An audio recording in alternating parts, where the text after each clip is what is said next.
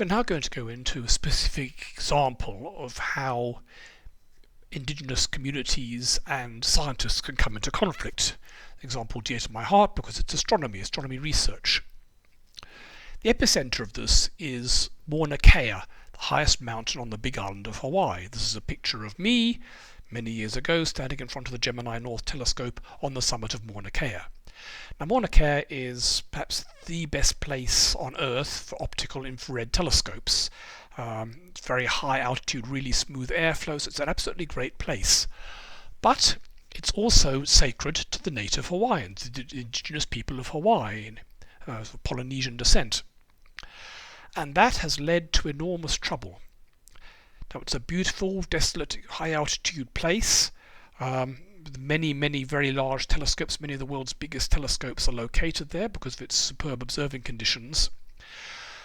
And it's increasingly become a political flashpoint for the native Hawaiians protesting about the use of their sacred mountain to put telescopes on them. This has come to a head recently. People are now working on building the next generation of telescopes with mirrors 25 to 50 meters across.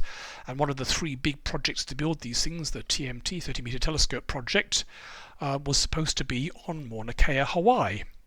A giant, incredibly powerful telescope that would do amazing astronomy research, but at the moment it's completely deadlocked because of protests and legal challenges from the indigenous people of Hawaii, the native Hawaiians protesting that the sacred mountain should not be used to put these telescopes on it. This is also an issue for radio telescopes. Radio telescopes don't need to be on high mountains, but they do want to be in very remote areas far from radio interference. The biggest radio telescope in the world is currently being commissioned or built, the square kilometre array, intended to have a square kilometre collecting area. And it's actually split in two. There's a low frequency part of the square kilometre array, which is being built in outback Western Australia, and you can see an artist's impression here. And there's a mid-wavelength, mid-frequency branch being built in South Africa, in the Karoo, the desert in South Africa. Now, these are both areas of indigenous concern.